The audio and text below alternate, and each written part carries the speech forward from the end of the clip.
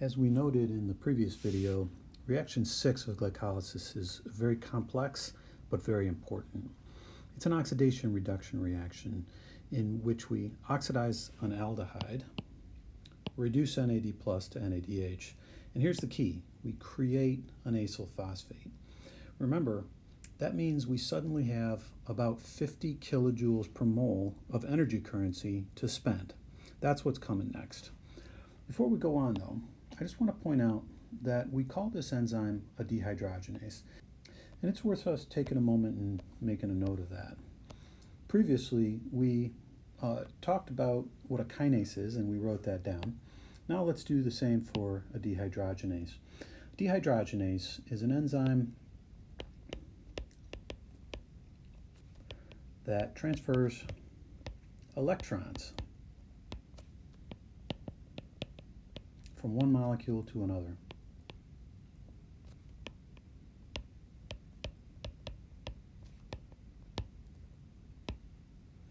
That is, it is an oxidation reduction enzyme. Anytime you see DH, that means you're going to be looking for something giving up electrons and something accept them. That's going to be a basket, an NAD plus or an FAD that's going to receive those electrons. Okay, let's get back to where we were. As always, we're going to take what we finished with in the last reaction and move on and do something to it. As we noted, we have 50 kilojoules per mole to spend now on currency, and maybe you can guess what we're going to do with that. Well, we're going to break that linkage and spend it.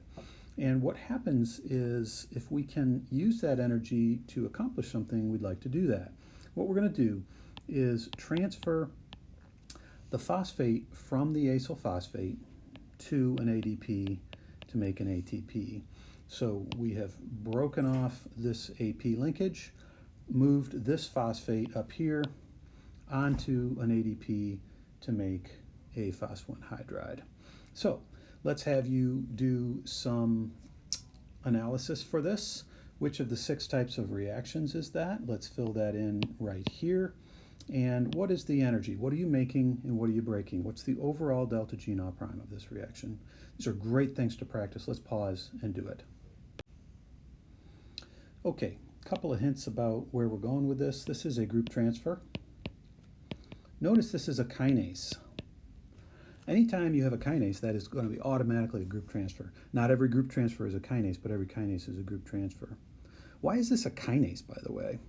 Well, it's named after the reverse reaction. This is a reversible reaction, and if we were to go backwards, we would take an ATP and transfer the phosphate to this carboxylate to make the acyl phosphate on 1,3-BPG. So it's named after the reverse direction. What are you making and what are you breaking? Well, we are breaking an acyl phosphate, an AP, and that is going to drive the formation of a PA. That means we're looking at negative 50 kilojoules per mole, drives positive 30 kilojoules per mole. The overall reaction is negative 20 kilojoules per mole.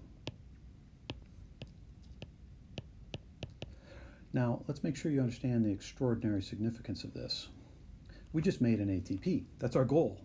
And we did so in an absolutely downhill favorable way. That's because we used one of the phosphates already on the molecule in a favorable way to drive the formation of an ATP. Here's another quiz for you. What's our accounting for at right here? We were at -2. Take a pause for a second and see if you can figure out what the answer is. Okay, we usually catch most people on this one because the common thing people say is, well, we were at -2, we just gained 1, we should be at -1. The answer is 0. We have wiped out our debt in one fell swoop. Maybe you know why. We were at -2. We wiped out 1 in this case, but we did this reaction twice. Remember, everything we're doing after reaction 4 is done twice. So when we make an ATP here, we're really making 2 ATPs, and that's a really important thing because we're now completely out of debt. All we need to do is finish up things here. The molecule here is called 3-phosphoglycerate. That is a nice name because it is a glycerate with a phosphate on the third position. So that works very nicely. And this is sometimes called PGK for the enzyme, phosphoglycerate kinase. And these are the things you need to know about it. Moving on, we're going to start with 3PG right here. And we're going to make it into 2PG. Let's have you do a pause and do everything we need. I want you to tell me which of these 6 types of reactions is it. I want you to tell me what the energetics are. Down here, I want you to fill in where we are in terms of our accounting. And the enzyme name is phosphoglycerate mutase. We don't know what a mutase is yet, but we can guess from the chemistry that we have here. Pause for a moment and fill in some of the blanks here. Okay, if we move a phosphate around within a molecule, some people say, well, we're transferring this phosphate group from here to here. It's a group transfer. That's only true if you're transferring it from one molecule to a different molecule. If you're transferring it on the same molecule, that makes for an isomerization. So mutases are enzymes that carry out isomerizations.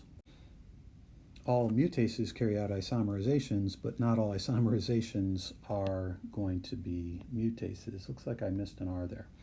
Okay, next, what are you breaking and what are you making? Well, we have to look over here and we can see what would you do to make this reaction happen.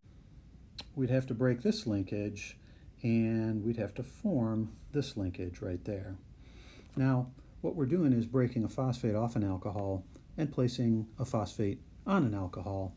That means we'd be doing a negative 15 kilojoules per mole when we break the phosphoester, and we would be doing a positive 15 kilojoules per mole when we make the phosphoester. That means this is energetically what I call a wash. And all I mean by that is it's even. Now, that means it's pretty much not uphill, it's not downhill. How do you make this reaction go forward or backwards? It can do both, actually. And the way we make it go forward and backwards is by simply filling up with this 3PG. By Le Chatelier's principle, that'll drive it forward. Or you fill up with 2PG, and by Le Chatelier's principle, drive it backwards. This one simply sloshes back and forth from left to right based fully on concentrations of substrate and product. Lastly, we need to fill in our accounting, and we haven't gained any ATP, we haven't lost any ATP, we're still at 0. Next video, we're going to do reaction 9 and reaction 10 and be all done with glycolysis.